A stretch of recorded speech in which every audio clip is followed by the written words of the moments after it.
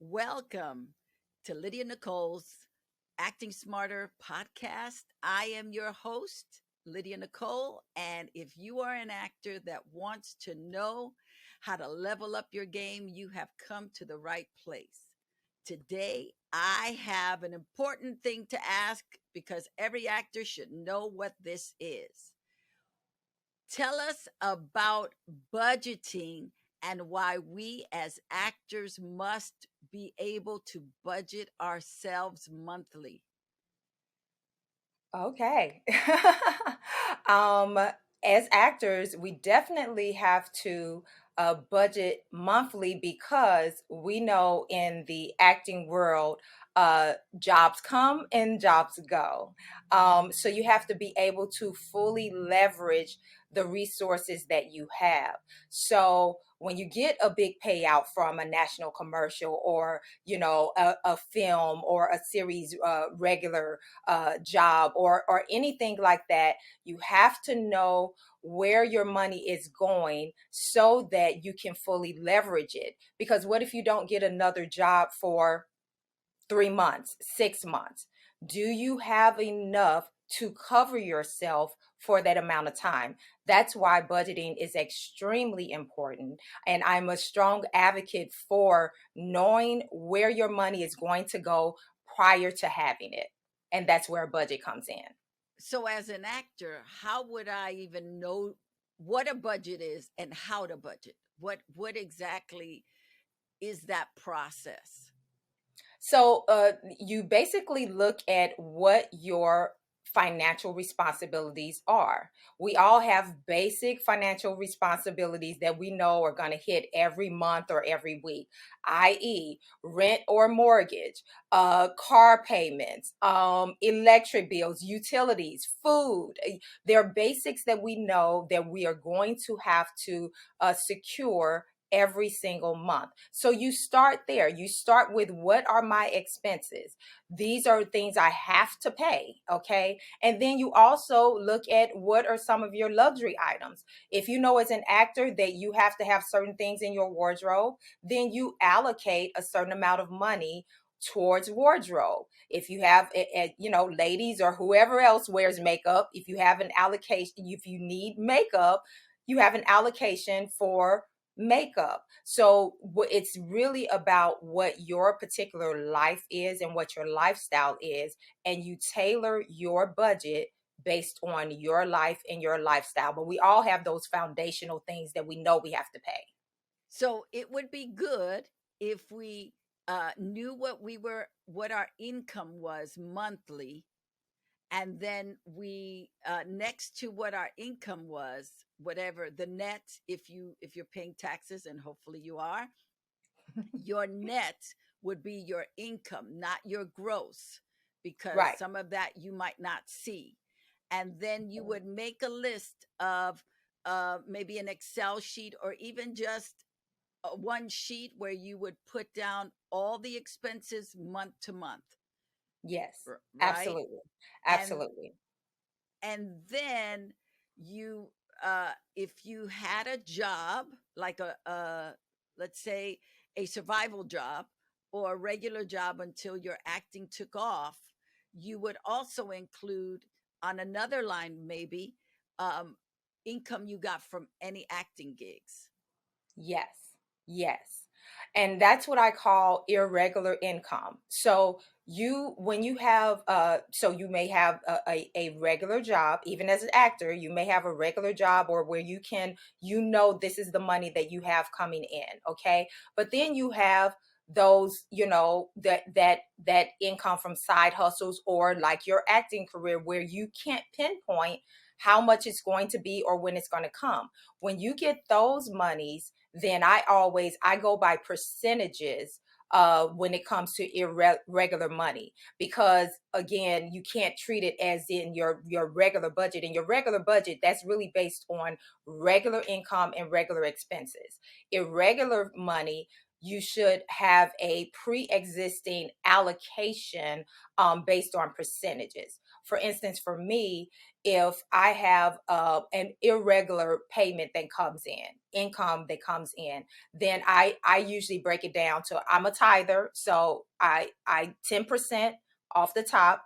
I'll say, okay, I'm 10% for tithing, and then maybe I'll put 30% into savings, 30% into investing. Like, so I break it down like that based on what I value and what my needs are. If you know that you're holding your breath waiting for that irregular income to come in, then you can still create a budget based on percentages, but you know that you're going to have to break it down even further once you secure the funds. Because if you have immediate needs, obviously you're not going to put as much in savings. You're like, okay, I need to pay my rent. So, so you just have to Right. make those choices as it comes. So, okay. Because you just added 40% Hmm. of whatever I make. You just took 40% out of that chunk. When Hmm. you said 10% tithing, and for those of you who don't know what tithing is it's money you give to an organization, be it a church, a synagogue, a children's foundation. It is your way of giving, so you're not just getting your payment, but you're actually being of service with some of your money. If you're a Christian, we have been taught that we give 10% of whatever we make to God, and Hmm. that's off the top, not Yeah. at the end of your Right. writing your checks, but off the top. And why we do that is because we have faith that as we are giving, God is continuing to bless us. So I Yeah. just want to point that out, because sometimes people have weird ideas about tithing and what that looks like and what it doesn't look like. And it's real Yeah. simple. It's just, if you make $100, 10 of those dollars goes immediately to God in the form of whatever church or synagogue or temple you worship. Yeah. That's basic. Hmm. Then you pay your bills, and Hmm. what is left, then you break it down in percentages. Is that Yeah. uh So what I talk about is really, I break it down between, with the assumption that this is a person who has a regular income, and then they have something that they're doing on the side that also brings in income that varies. So with that being the case, then your regular income, you have the budget and your line items on that. But your irregular income, honestly, I like I said, I break it down, and I do break this down in the book, that it's, for me, it would be 10% for tithing, it'll be 30% for savings, 30% for investing, 30% for she money. okay, okay, Do whatever I want to do money. Because I also am a strong advocate for the fact that you are supposed to enjoy your money. You're supposed to enjoy your life. So you should not be putting yourself in a position where, you're so tight where you can't actually enjoy things. So you allocate your enjoyment, your entertainment, your vacation, your luxury items. If you allocate for it, it's guilt free. You don't have to feel like, oh, I feel bad because I didn't do this. No, no, no. You've already saved. You've already invested. Now you have that percentage that you can do absolutely whatever you want to with. Now, if you choose to put that in one of the other categories, you can do that as well. So that's kind of how I break down irregular money. Uh, okay. So you just gave so much stuff to unpack, but before we go there, I want to introduce you to the audience. This is okay. Maisha R. Carter.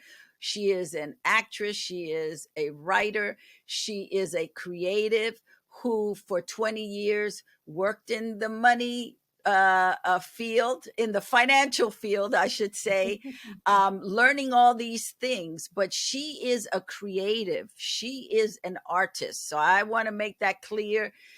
She didn't grow up in the financial world. She grew up as an artist, and she took a job in finances and stayed there 20 years while pursuing her craft, while pursuing her creativity. on a whole lot of levels. And Mhm. she put out a book recently that made me say, "Can I do an interview with you?" Because I think this book is such a great book for any artist. It's a great book for anybody who needs to get right with their money. And so the book is called Winning, a practical guide to living your best financial life. And I like how you term it, a money memoir. Yeah. Um, and so one of the things that actors don't realize, aren't schooled in, don't pay attention to until they are backed up against the wall is the whole notion of money and budgeting and what they do.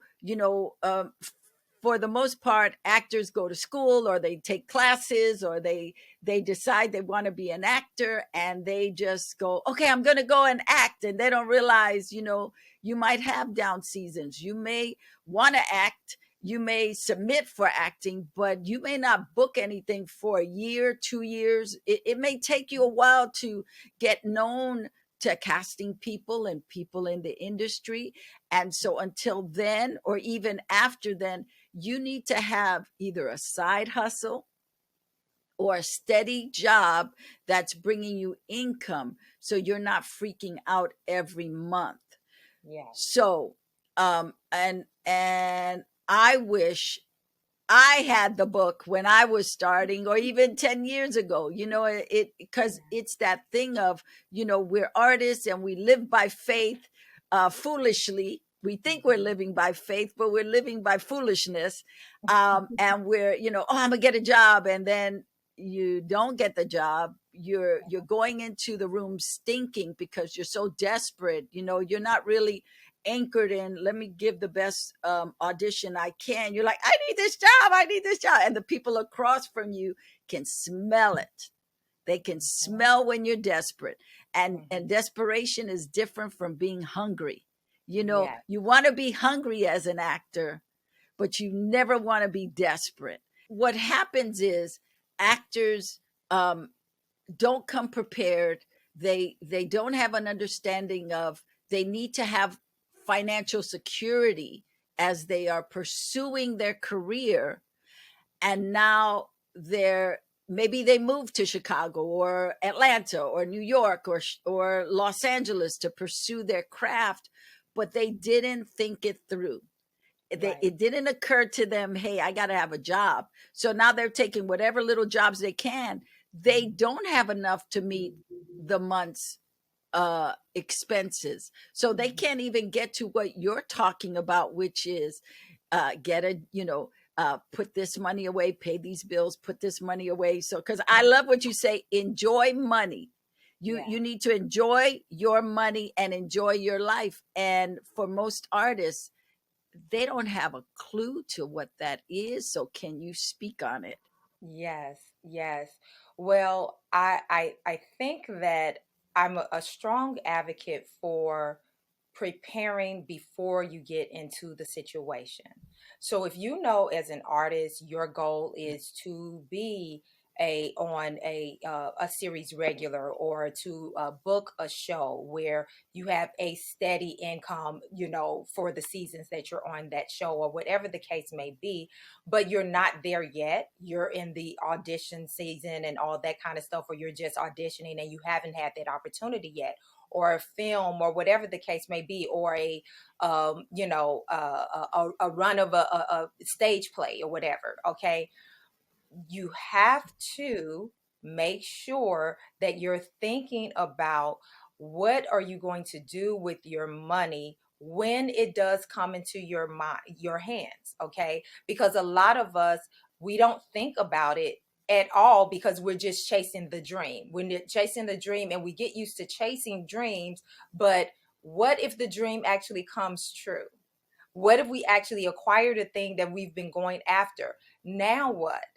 And so now you want to position yourself to already know the moves that you're going to make prior to having that opportunity. Because again, when you, like you said, it's like desperation and scrambling is not a good look on any level. You can tell that. So for instance, the people that did end up having those opportunities where they got a lot of financial resources come flooding into them, if they weren't prepared, then what ends up happening is you do dumb stuff like go and buy a few cars or go and buy some jewelry or something that is not going to be able to, you're not going to be able to say that. What does that have to do with you stabilizing your foundational needs of a life?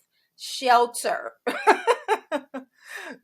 having a stable place to lay your head, transportation, if that's a thing. Certain cities is like, okay, New York, Chicago, we have a vast, public transportation system, but there's other cities that do not have that. So you don't have that option. What are you going to do to be able to leverage the income that you have to get your foundational things covered? And then from there, you can go into the luxury items. But it's really a mindset. I talk a lot about that in the book, about money mindset and how we think about money, our family's financial culture, our backgrounds. That really is the foundation on which we build how we make decisions about money. So I don't remember the question, but I hope that answered. No, but I think this is this is not a simple answer. So Yeah. I think you've started laying it out, and I would add to that, because a lot of actors that are watching right now are in financial straits. Yeah. They have been burning the candles on all sides. They are, they're in that desperate situation. They don't Mhm. have a place. They're couch surfing, or they're staying at a relative's house or at a friend's house, or they're going Mhm. they're jumping from one thing to the other.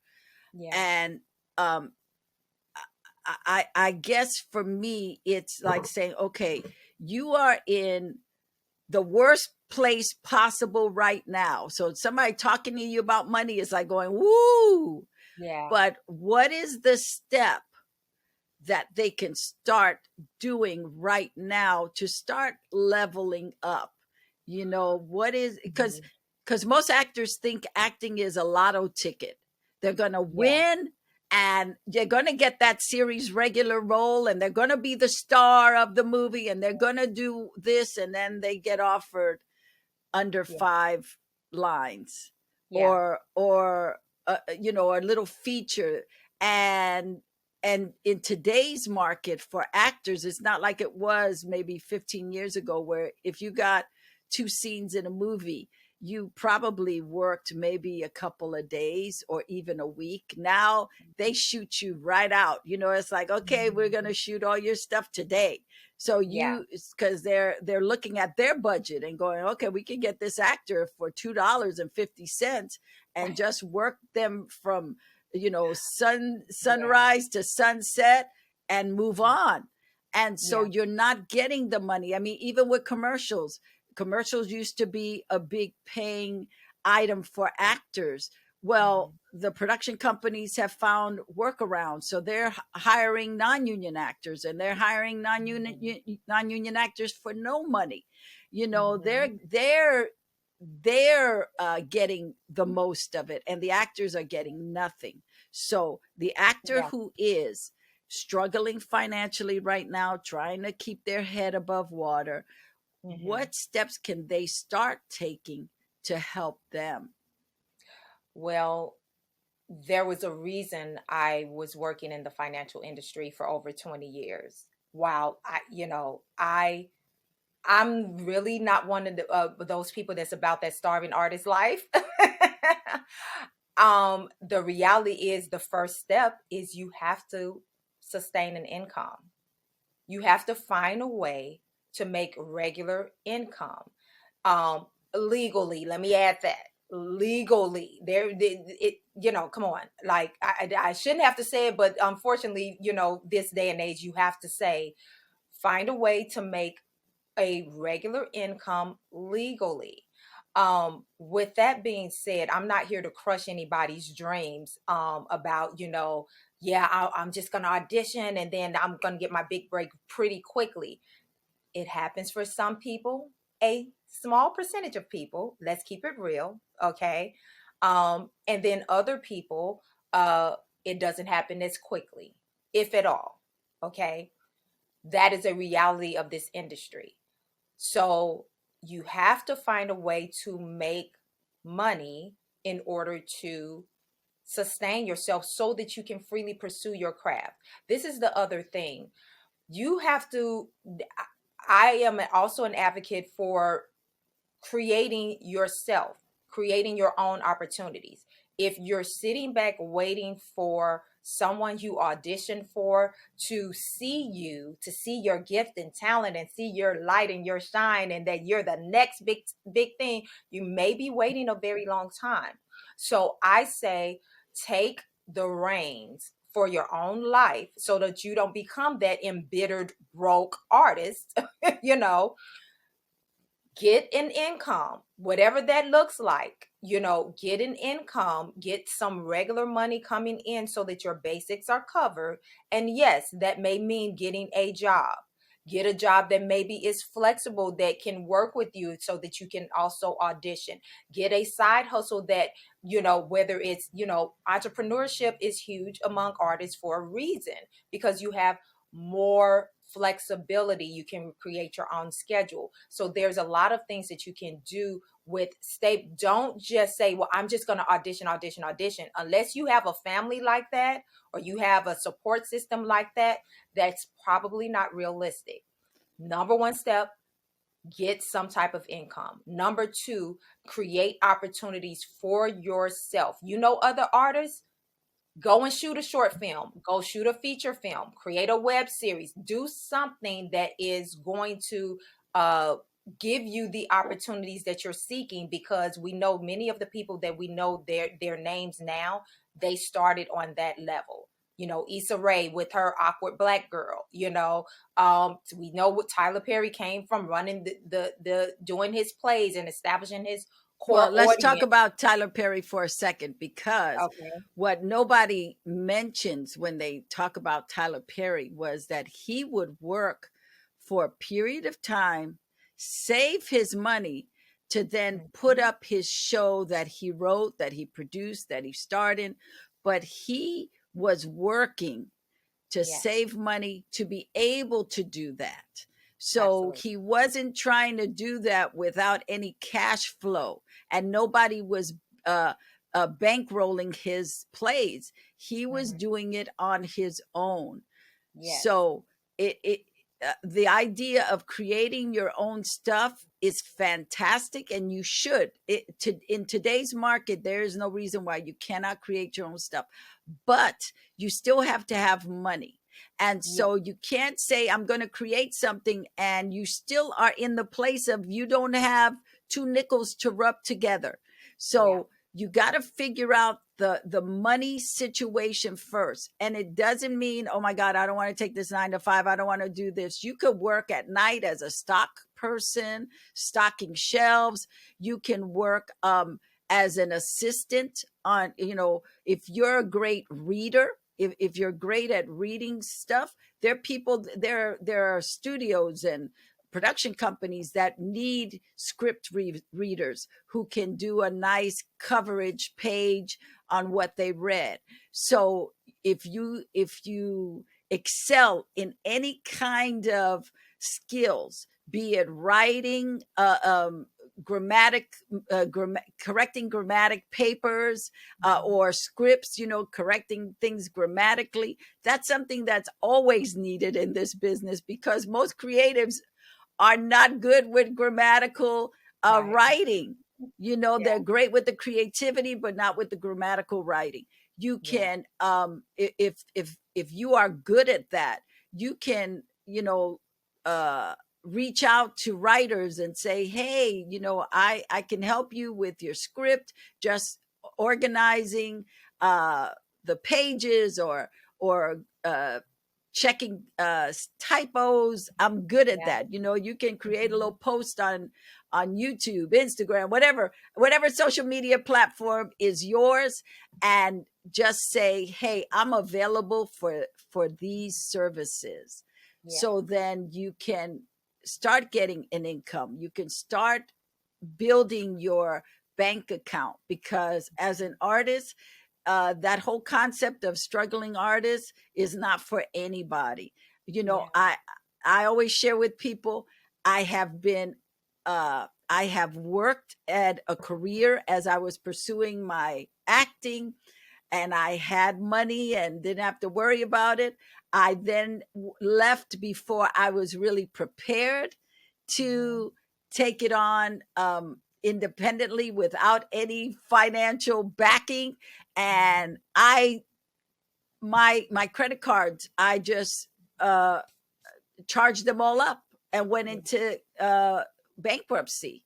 So, Mhm. Yeah. and I've been an artist who is successful and has money, but I know the feeling of thinking, okay, well, I've been doing this 7 years as an actor, and I've had this other job, and so now the industry is ready for me. And I had no strategy, I had no plan of attack. I just was like, okay, now the world is going to open up for me. And I've seen young kids coming out of college with that same expectation, and Mhm. you just go down quickly. And Yeah. so it is, start to figure out what you can do. It, drive Ubers, you can assist, you can be a nanny on the weekends, you can, Mhm. find work you can do in the evenings, Right.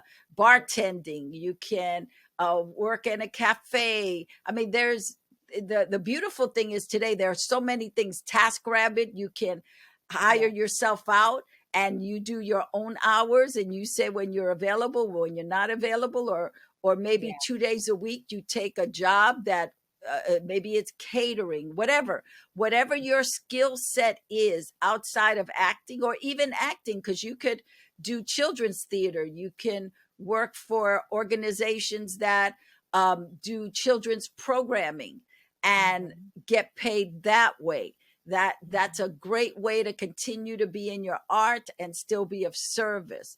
But Yeah. find a way to start building your income, so you know you have money, so that Yeah. if that audition doesn't pan out at that moment, you're not going to die. You're not Yeah. going to crash and burn. Absolutely. Absolutely. You made a lot of great points. And the biggest point is that in this day and age, there's so many options. There's so many even work from home options, remote options. There's so many online options in terms of generating income. Uber is a great one. I know a number of people that drive for Uber and Lyft where they create their own schedules and they can, a number of them are creatives. It's like, okay, I can work these the amount of hours, do this however it works. I've never done it personally, but I know a number of people that do. And it's like, if you have an audition, okay, I turn the app off and I go do my audition, and then I come back out and I turn the app back on, and I'm making the money to cover my basics. I think that's the most important thing, that you have to be able to cover your basic living expenses. And it is not a good idea to be depending on others.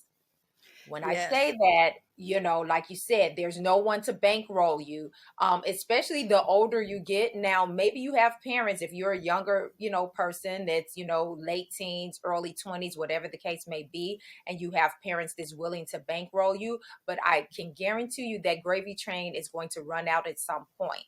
You have to have a strategy for sustaining yourself as an adult person, and so that you don't just end up out here, And just I would out. also add to that, don't hook up with people who say, hey, you can stay at my place, and we're dating. And so we're living together.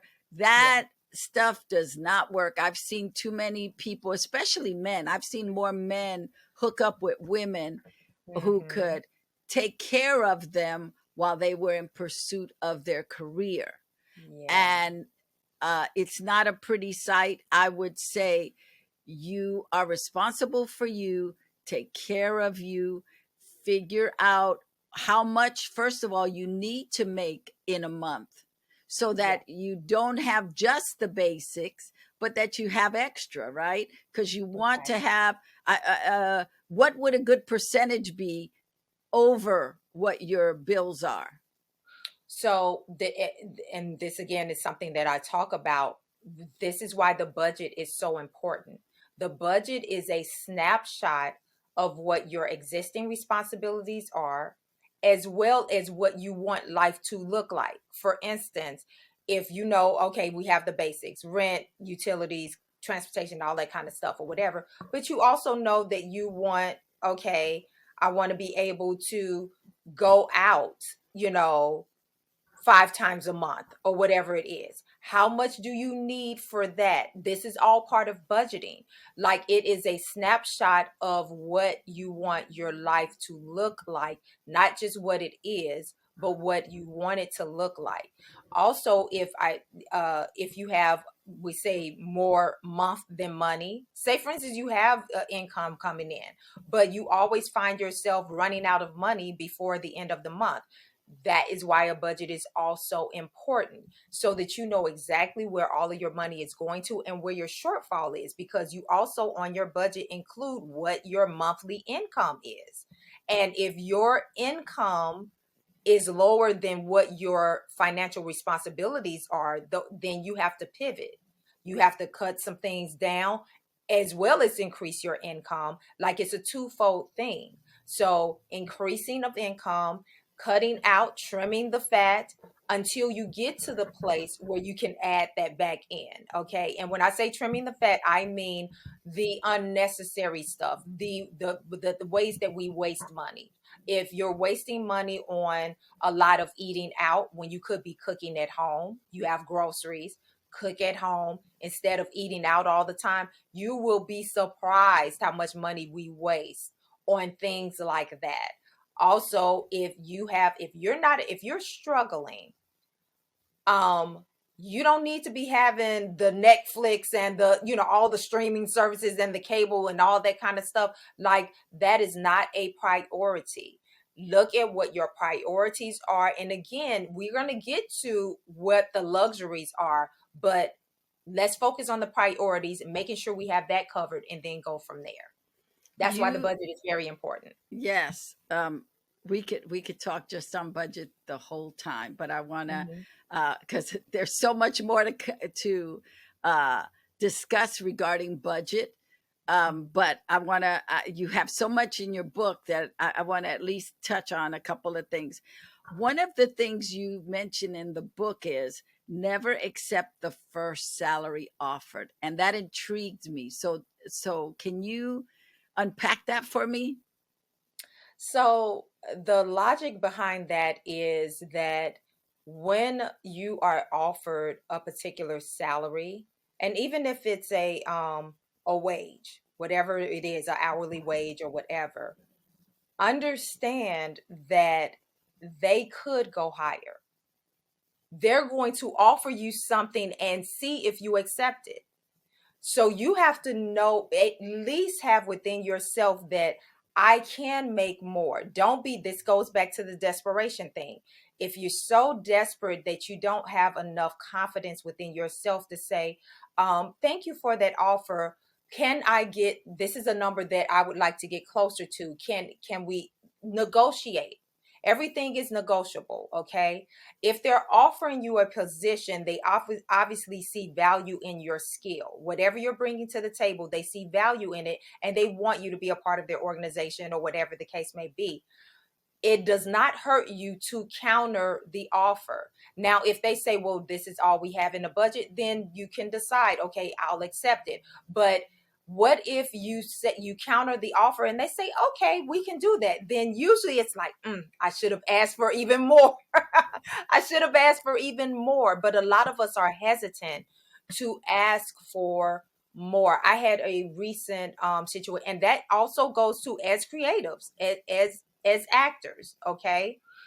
Um, if you are offered a part or offered a role, especially if it's more of a leading role, okay? And I would say this as a, independent, even in independent, film and all of that, If they come to you with a number and you feel like that there should be, it should be more, you have the discussion. Hey, I was really thinking more so because of the size of the role, et cetera, et cetera.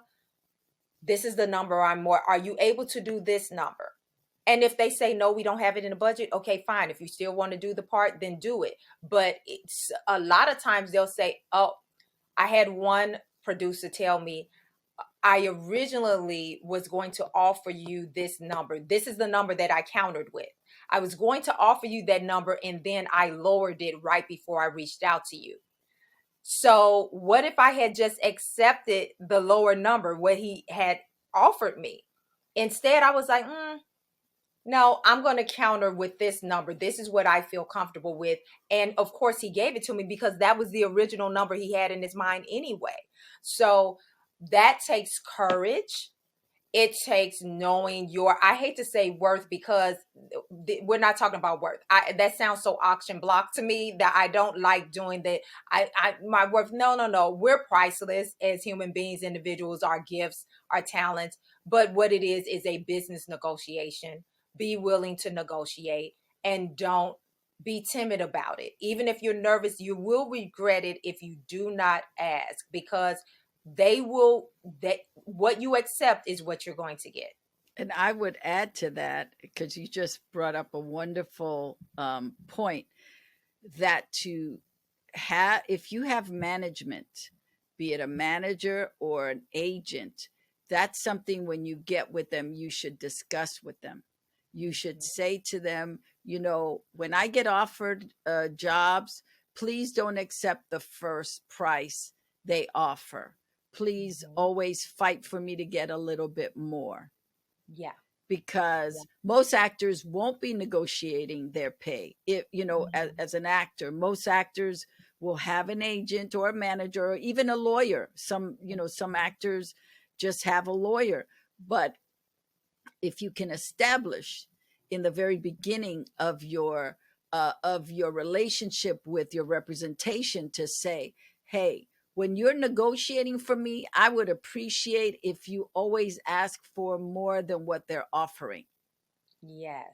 Yes, that is a very good point, because some actors do, especially if we're talking about actors that are in the, A-list type. Like, there's actors that they have and even if you're not in the A-list, there's many actors that have agents. I'm a little bit of a control have a little bit of a control issue, so I don't like it, especially when it comes to my money. I like a little bit more hands-on involvement. But But there is you're the exception I know to I'm the the rule, exception. because most actors don't want to have anything to do with money. So so I Yeah, just want to give them that wiggle room to say, go to your agent, go to your manager, go to your yeah, representative and say, hey, when you negotiate for me, whatever they offer, please ask for more. exactly. And If that is the thing about it is that, and hopefully if you're with that management company or that agent, it is a trusting relationship where they are actually, you can trust that they're going to actually do that for you. So this is the thing, and one of the things I mentioned as a inspirational tale in the book is Oprah Winfrey. I remember years ago, I remember her saying that she signs all of her checks. She's very hands on because she had an experience where she took a look at like the numbers and different things, and she realized there was a lot of waste. There was a lot of things that were in the blind spot. These are my words, but this, I'm, paraphrasing what she said. And so she, from that moment on, she was like, I am going to be more hands on, so to speak, when it comes to my money, what's going out, what's going in. I'm not going to just let somebody else have control. And the reason why I love that is because we know so many cautionary tales of people that just left their assets, their resources, the management of their funds in the hands of the professionals. And then here we go, they're like, I was robbed. Where's my money? Someone took advantage. So it's very important. as you said, hopefully it is a trusting relationship, but don't trust anybody that much where you are just completely hands off. This is another reason why I wrote this book. I wanted it to be practical, easy, and attainable for where people that do have that kind of anxiety about money management and they rather just be hands off and let somebody else do it. I wanted this book to give them more of a comfort that no, you are capable. Sit down, take the time. It is doable for you. It's doable, because the worst thing is to be working hard out here doing your craft, getting to the place where you're making money, and to later find out that your money has been mismanaged, stripped, your taxes haven't been paid. Like, how many stories have we heard about that, where, Yes. oh, Yes. I thought they were paying my taxes, they were supposed to pay my taxes, and because you were so hands off and leaving it in the hands of others, you didn't know, and now you're the one that's in a world of trouble, not Right. them, you. Right. So Right. I am strong advocate for, even if you have help, do not be completely hands off. You have to still engage when it comes to your money and the management of it. Well, I will go back to Oprah when you were saying ask for more. She has a story of when she was going to do a job early on, and they offered her 20,000, and she thought that was a lot of money, and she took it, and she found out that her counterpart was making a whole lot more than she was. So Mm-hmm. after that, she changed how she showed up regarding negotiations. I Mm-hmm. would also add to that, because you're talking about, trust issues, and trusting the people that are handling your money. I would also say that when you speak to your reps about asking for more, listen to what they say. If they say to you, oh, we can't do that, you don't want to be with that agent or manager. You don't want to be with anybody who's not fighting for more for you. They Yeah. should be saying, of course, we're never going to take the first thing they offer us for you, because and I want to tie that to, it's not just actors who have issues with money. It's a lot of people in the industry who have issues with money. You have a lot of agents and managers that are low level. They're working hard, but they're working out of desperation as well.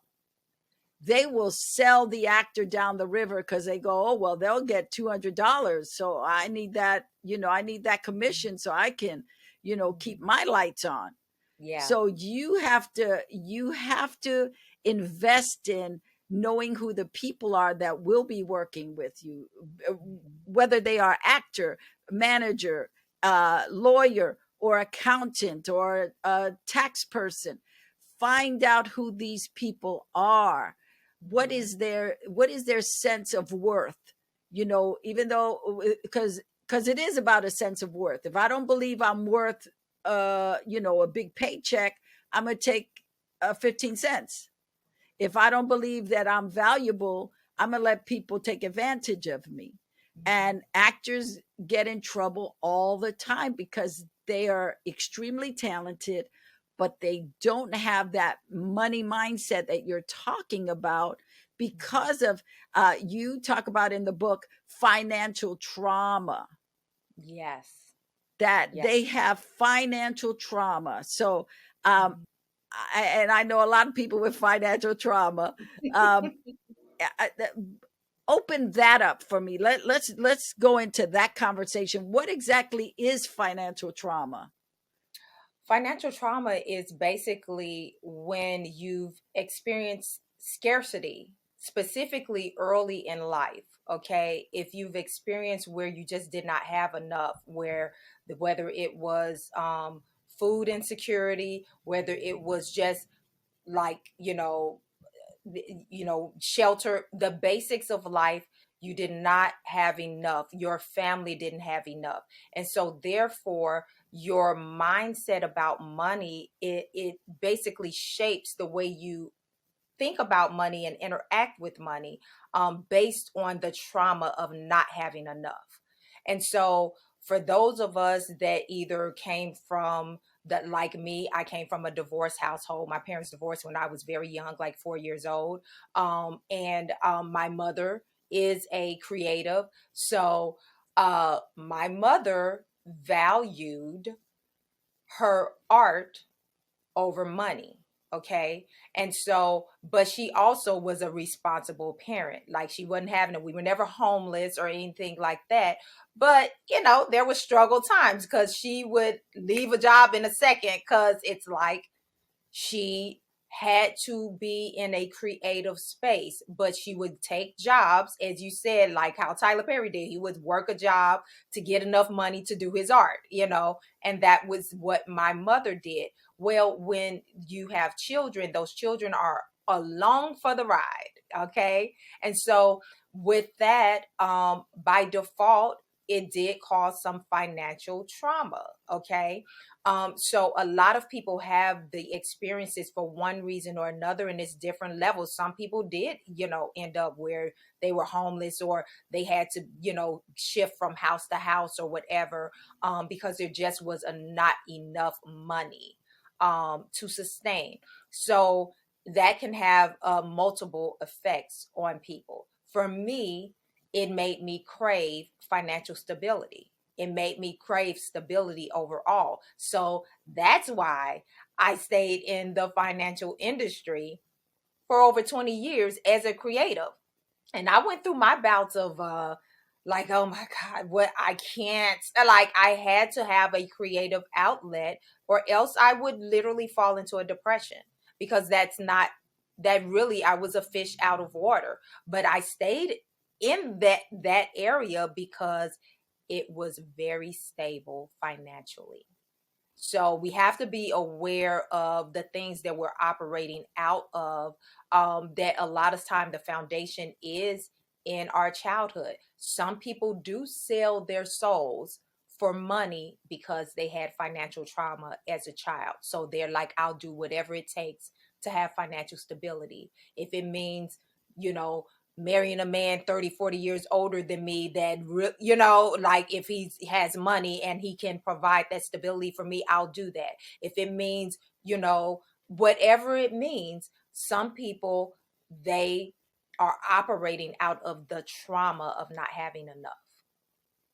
So, going to money mindset, how can that actor who grew up in financial trauma start to shift their mindset towards money and their value? Mm-hmm. Because I think the mindset is not just financial, but it's internal of how we processed not having money. Something you said, and I wrote it down, is never attach your personal value to your personal finances. And Mm-hmm. I think with financial trauma, our money mindset is horrific. Yeah, yeah, absolutely, absolutely. And because of the society that we live in, specifically in the United States, a capitalist society, we are a consumer society. It's all the shiny, blingy things, and wealth and worth. A lot of times, the image of that being equal is projected out here. So I would say, first of all, being aware being aware that you potentially do have financial trauma. If you had any type of struggles financially, especially in your foundational years, most likely you have financial trauma. You have to process your way through that and acknowledge it first, because that awareness is the first step. And then from there, also evaluate and analyze your patterns. If you have a pattern of, like one person I was talking to, it wasn't that they didn't have make enough money. Because of their financial trauma, they hated to see their checking account go lower. So they would hold on to the money as long as possible, and even to the point of accumulating late fees on bills, because they did not want to pay out the money because they liked the idea of seeing the money in their account, because they had a lack mentality based on financial trauma from childhood. And so it's very real. And it's sometimes it's so much in our subconscious that we really don't realize that's what we're operating out of. It's illogical. It's illogical to have to pay more for a bill because you've accumulated a fee when you had the money. You had the money to pay it. So it's processing through and becoming aware of patterns, and then taking action when once you become aware of your negative patterns when it comes to money and money management, actively combating that in the moment. You have to be, once you're aware and then you analyze the patterns that you've developed that are negative, then now you have to actively fight going in that same pattern in the moment, because we get on automatic and this is just what we do. So those are the steps that I would take. Those are the One steps that last I did take. one last question about money, and then we're going to move to other stuff because your background is so rich. I don't want to not include that. Okay. But you talk in the book about, or you make a point in the book to learn how money works, Yes. Yes. which it's not a conversation that I've had around the table with other artists, you Mm-hmm. know. So how does money work? Money, first of all, is a resource.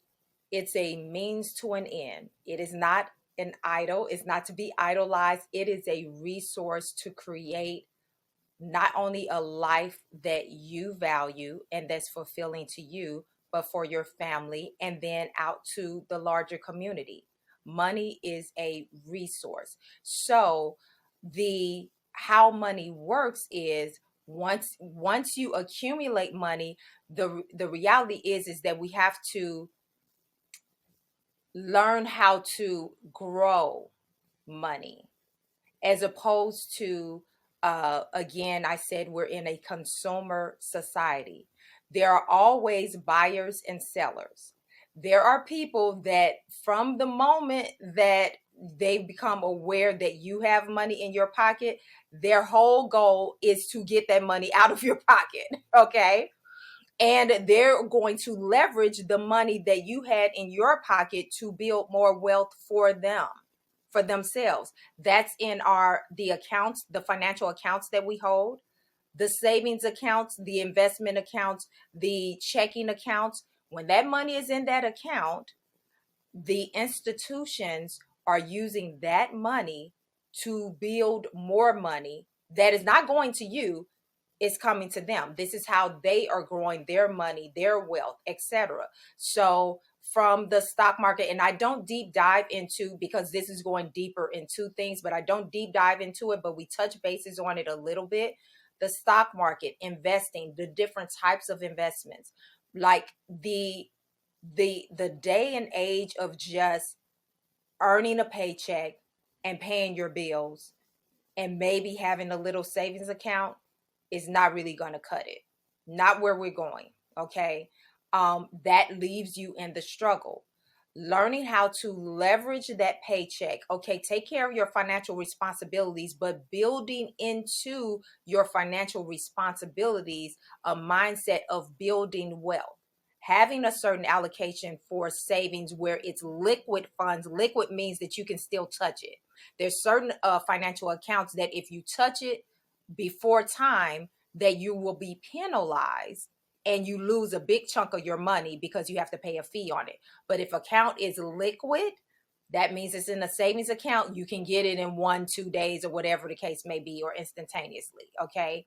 So there's ways to leverage the monies. How do we take this money? If you get a chunk of a payout from a job, okay, How do I leverage this money to build more money? Do I buy an investment property where I invest this money and now I have the value of the property plus I'm getting rental income from that? So there's a lot that goes into how money works. And the main thing is not just working, trading time for money, but how to leverage and build wealth. That's the game right there. That's the All play. right. All right. Well, we will come back and do another money uh workshop because Yeah. you have so much to offer. And I know that you and your mom did a money workshop a while ago where Yes. you were helping creatives, giving them information. And so the next time you Yes. put that up, I want to give it to our people and just, let everybody know that it's happening because you have so much.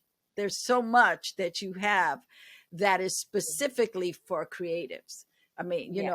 I think it's specifically for creatives because we are the population that needs it the most, that Hmm. doesn't get it as very often.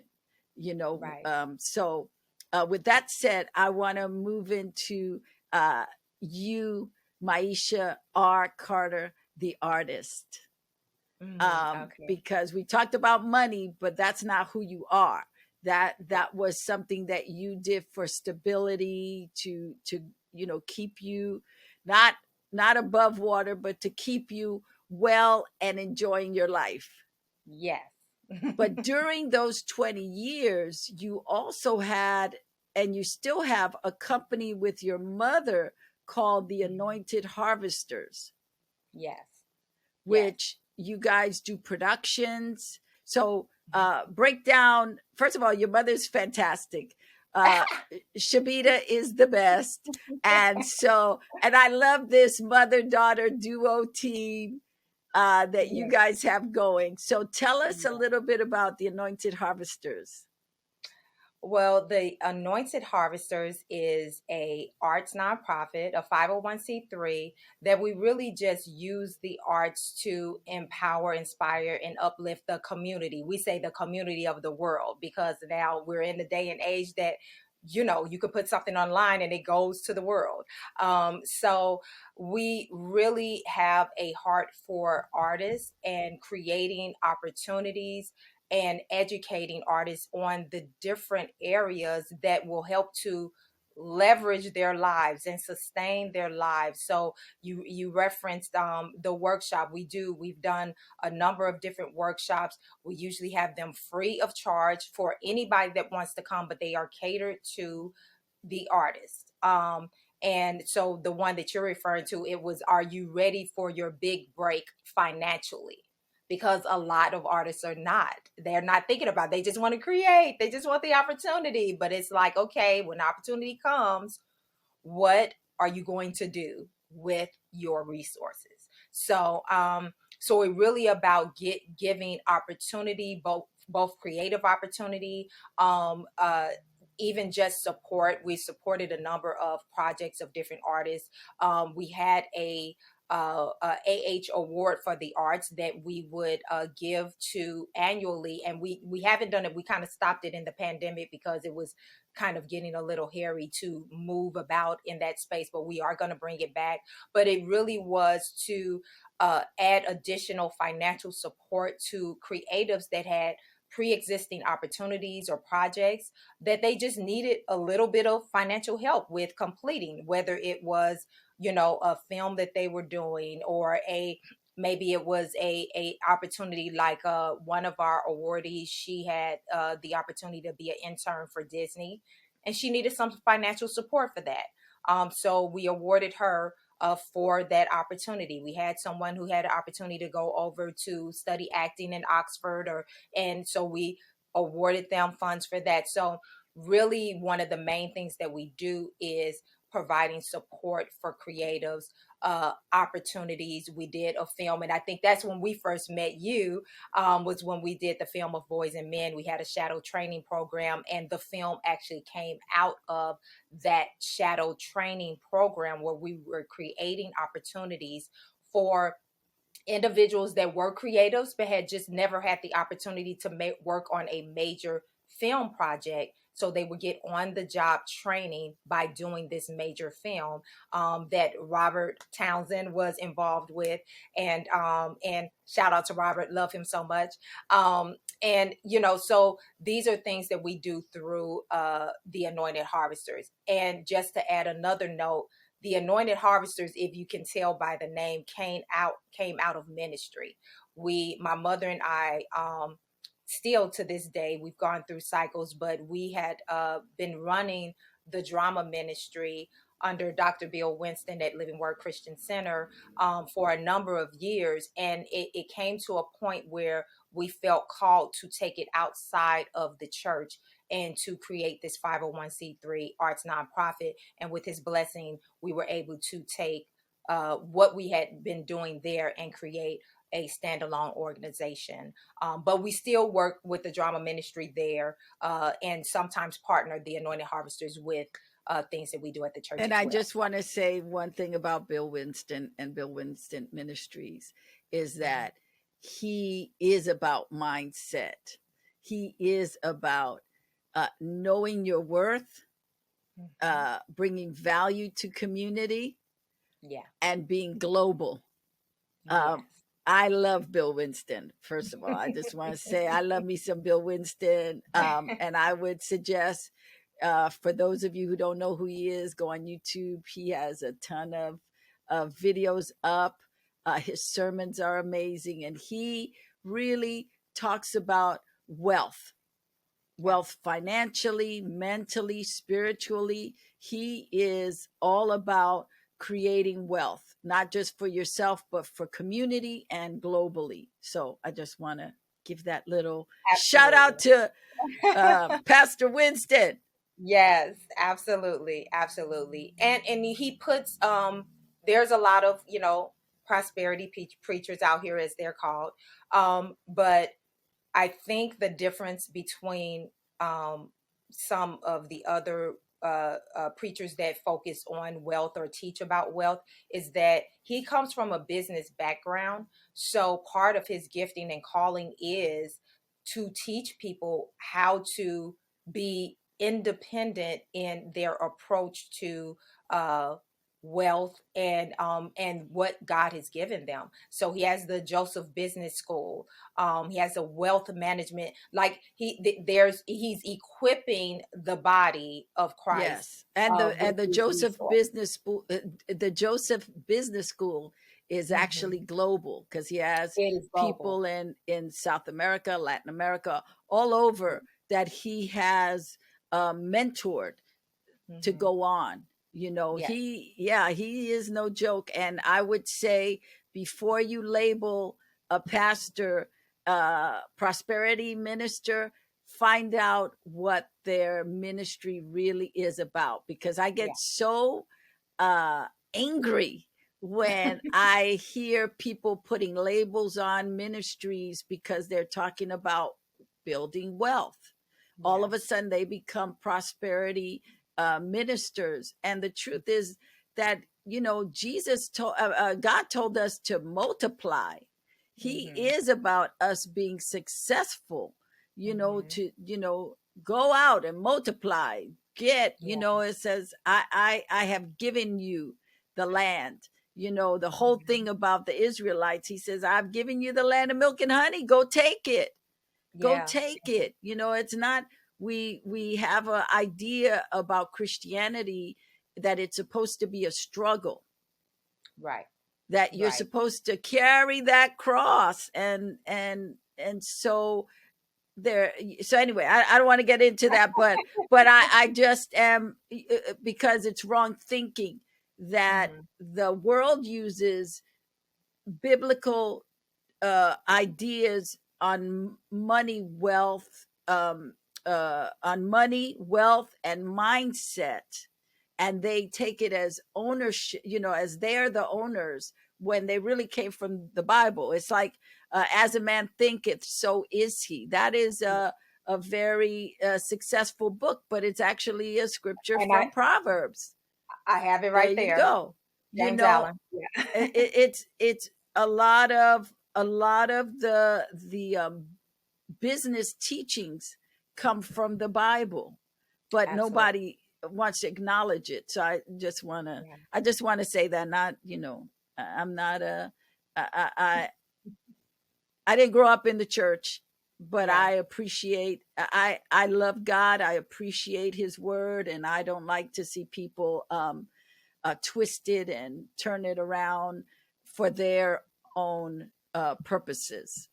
So And if I can add, just and this actually goes into the whole conversation that we're having. The reason for managing your money properly, the reason for expressing your gift creatively, you have to ask yourself why. What is the end game of that? It's not just so that you can accumulate a bunch of crap, you know what I mean? It's so that you can actually have an impact, a positive impact in this world. And so I want to add that I'm not an advocate for just getting stuff and okay, you want to manage your money properly and you want to grow and leverage your money, whatever, but why? What is the point at the end of the day? And so that's actually the work that we do through the arts nonprofit. It really is from the positioning of using the arts to have a positive impact on the world. And well, it's the baby steps. you emphasize in your book to be a good steward over your Yeah. finances, and I think it's not just being a good steward over your finances, but it's being a good steward over your talents and over your community. We are called to be good stewards, and so it is, we've been created for a time such as this. So what are we doing to advance the kingdom? Yeah. Yeah. How are we good stewards to advance the kingdom? How are we, uh it's, I am prosperous because God has prospered me so that I can prosper other people, not Yeah. just myself. Yeah, yeah, absolutely, absolutely. Um, and one of my favorite, just not listen. I'm not religious at all. It's interesting because I've gone through a different cycle. I am a believer. I'm a Christ follower, but I have stripped myself of religion because that's a whole nother conversation. We can have a different place in a different time. But I will say one of my favorite people in the Bible is Joseph, and it said that he was successful because God was with him. And if you're a person of faith that's watching this or listening to this, the thing about it is when it comes to all of it, the execution of your craft, as an artist, as a creative, managing your money, all of that, is that if you infuse the God factor, you're successful because God is with you. If God is with you, now that's a whole nother conversation. That's a whole nother conversation. But this is the mindset. This is what, and it's not about religion. It's not about religiosity. It's about the bigger picture, purpose, passion. Why are we here? What is the point of it all? And listen, I can go on for Well, days about all Joseph, that. for those that don't know, Joseph was great with budgeting and pre-planning and Yes. preparing. So when the famine came, where he was stationed, they did not feel the famine and were able to feed people during the famine and Yes. became richer because of preparation before the famine. They were able to exceed expectation because he had the mindset to store stuff away. Yes. So he was really a businessman. He you know was. uh, uh, uh, I just thought of Jay-Z. He says, I'm not a businessman. I'm a business man. Man. So, and that's what we want to be. We want to be Yeah. an empire. We Yeah. want to be an empire that produces good stuff, good wealth, good that when you hear our name, you go, that's who I want to be connected with. Yes. Absolutely. So I Absolutely. just want there's so much I wanted to get to, but I don't want to keep you. But I do want to get your point of view of, because you finally left the financial business to pursue your endeavors. Mm-hmm. Mm-hmm. So, Yeah. as an artist today, how do you structure your time in order to pursue those things? And how Mm-hmm. do you keep your finances balanced so you don't have to go, oh my god, I got to go back and take a 9 to 5 job? Because I Yeah. think that's again going back to Joseph, the pre-planning. Yeah. You did something for 20 years. How did Mm-hmm. you bring that into, because there are people who've been working at a business for 40 years, and when they Mm-hmm. leave, they didn't take any of the learning with them in order to continue the growth. Yeah. Yeah, absolutely. Absolutely. That's a great question. And it's real. Number one, I was preparing while I was on my job. Okay. That was one of the things that I did. The Anointed Harvesters, we established that in officially in 2003. I didn't leave my job until the end of 2020. So all that time, we already had the Anointed Harvesters. We were providing value and impact and building that. We also started a LLC, a production company, She My Inspired Productions, and we started that back in 2017. So I was already doing the work on, on the side, and so now the thing is that um, if I could go back, I would have created more structure around my side hustles while I was on my job, and it would have taken me further earlier. Okay. But I did at least do that. Okay. I was already doing things on the side or whatever, but it was not that pressure there because I have a whole career where my finances are very stable. Okay. The other thing that I did to prepare was that I was a very intentional about stacking my money, saving, saving, saving. Okay. Um, I cannot emphasize that enough. If you are a person who wants to transition out of a corporate job or a job period into creative entrepreneurship, and if you are an actor, if you are a writer, if you are any of that, you are a creative entrepreneur. Okay. I would suggest strongly to forget about everybody else and what they're doing. You need to be stacking your money. Okay. I emphasize that any extra irregular money that I had, I was saving it. I was saving it. Any additional money that I had that was outside of my budget after I had paid everything, I was saving it. Now, I still enjoyed myself because, again, I allocate for luxuries and travel and all of that, but I was extra focused on saving as well. And then I also talked to others that had done what I wanted to do. I was having these conversations 2, 3 years prior to me actually leaving. And so I had lunch and conference calls and all of that. And I was trying to glean and prepare myself in every way in terms of what it would look like.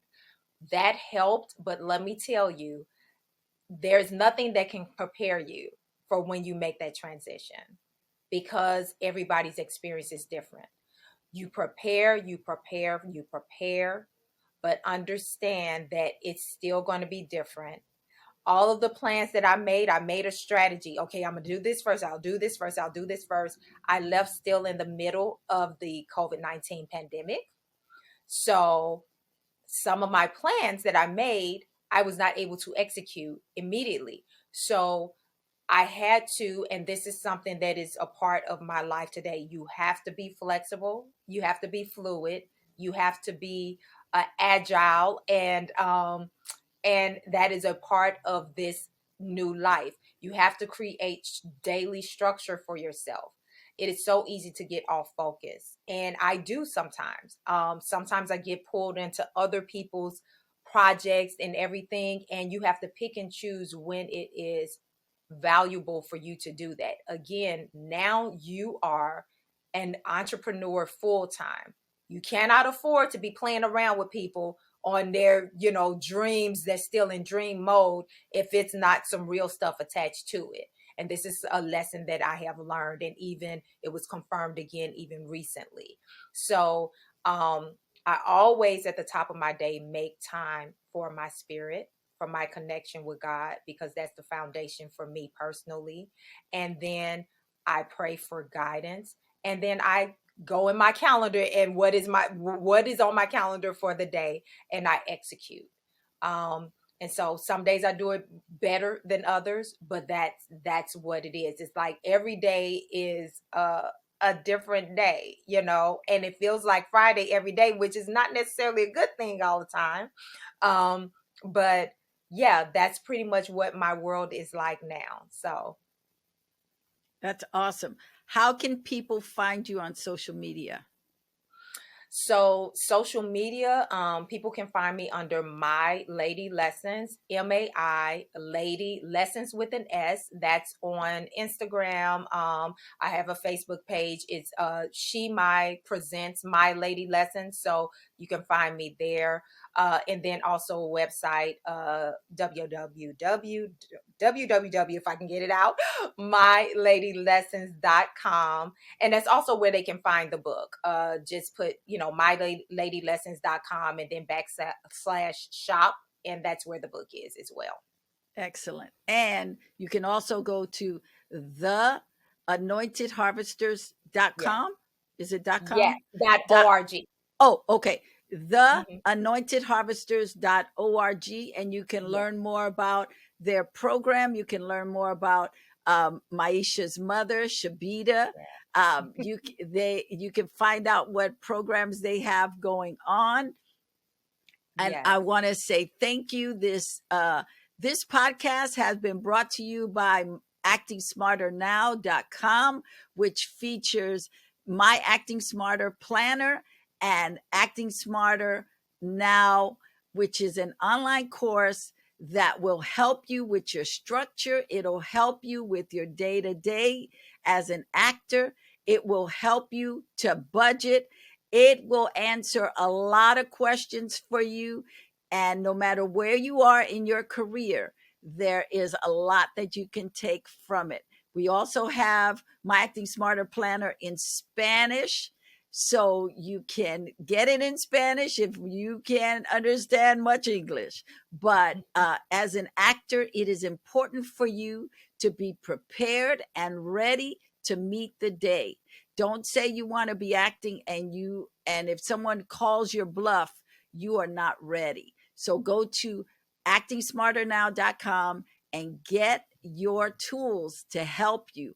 Just like Maisha said, she got ready to transition from her job by creating a plan, a strategy, and structure. And you as an actor have to do the same. So go to actingsmarternow.com and get your tools to help you. Thank you so much, and we look forward to seeing you next time.